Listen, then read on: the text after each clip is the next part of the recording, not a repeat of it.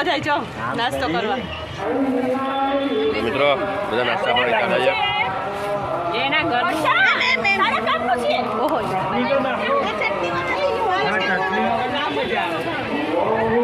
તો પેલો એકલો છાનો મારો જઈને ખાઈ જાય કોણે બેસી ખાય દાંત વગર ના ખાઈએ કે ના શોપ છે ભાઈ નાસ્તો કરે છે આમ ખવાય ખાટી છે મને બોરા મીઠી ચાઇનીઝ ફૂડ લે ખાટી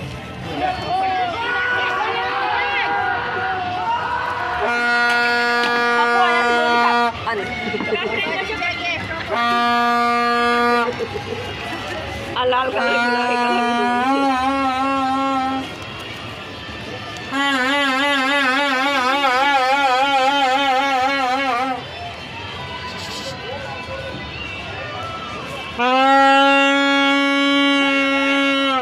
બોલો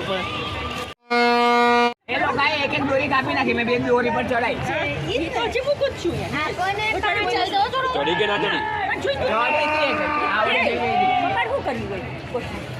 મિત્રો અત્યારે તો હવે પતી ગઈ ઉત્તરાયણ પતવા આવીએ સાંજ થઈ ગઈ ઉત્તરાયણની એટલે હવે ઉત્તરાયણ ફિનિશ થવા આવીએ ટોપોથી પતંગ તો ચડાઈ ગયા અમે ચડાવી રહ્યા છે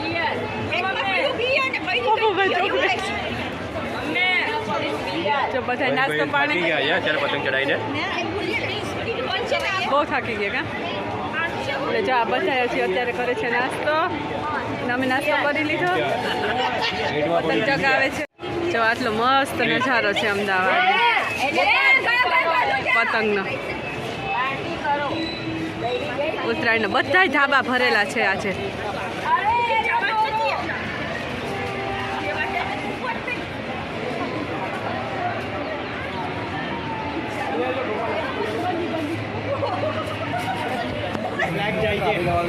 પકડાશે હલાવી દો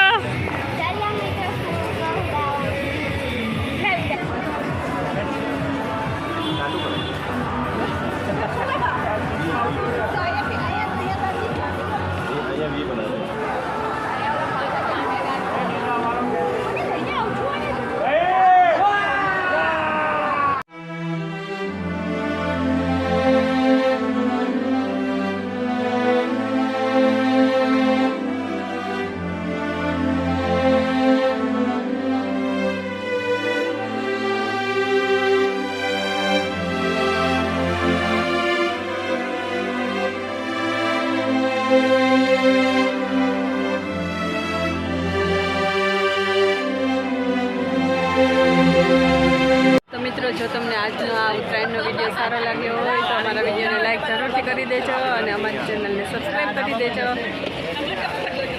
આજે ફૂલ ફેમિલી અમારું ભેગું થયું છે જો બધા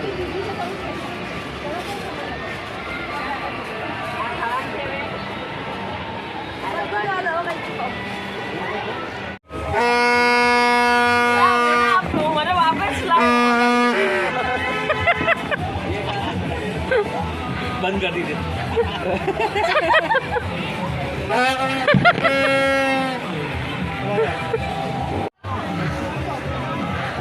દિનેશ શરણાઈ વાપતી એના દબાવી ફટાકડા ફૂટે ઉત્તરાયણના મામા મામા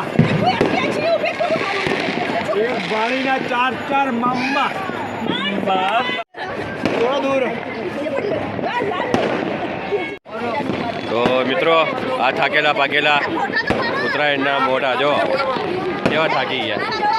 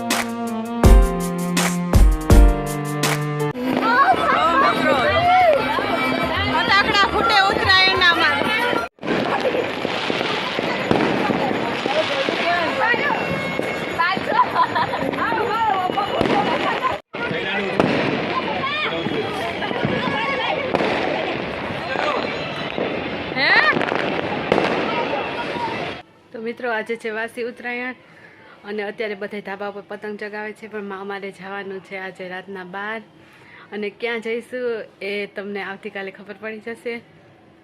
તો અત્યારે હું થેલા પેકિંગ કરું છું અને પછી જઈશ ઉપર ધાબે.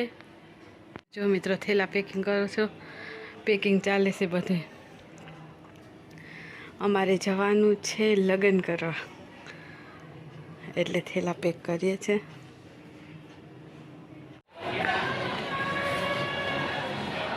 તો મિત્રો આજે છે વાસી ઉત્તરાયણ અને જો ધાબે આવી ગયા છે. હજુ એક સીડી ચડીને ઉપર જવાનું છે. જો તમને બતાવું આજે વાસી ઉત્તરાયણમાં એ કેટલી બધી પતંગ ચગે અમારે.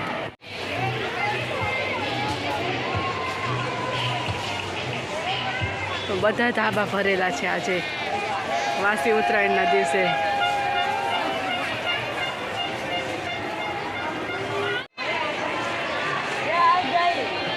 આને દોરી આને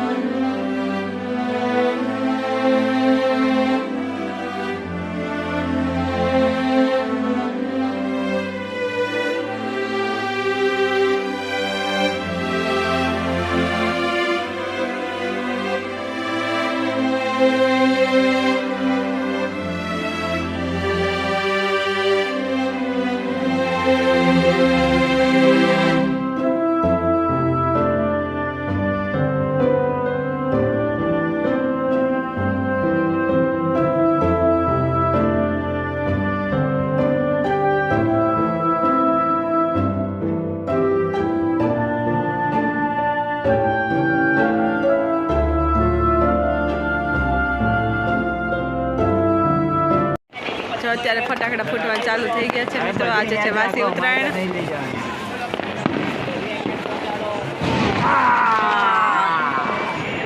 અને હું હોય મોરલો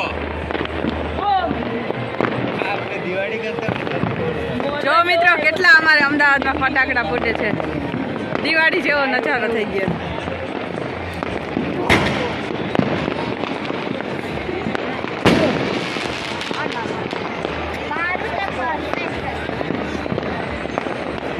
તો મિત્રો આજે વાસી ઉત્તરાયણ પણ પૂરી થઈ ગઈ છે અને ફટાકડા તો ફૂટે જ છે. હવે અમારા વિદિશાબેન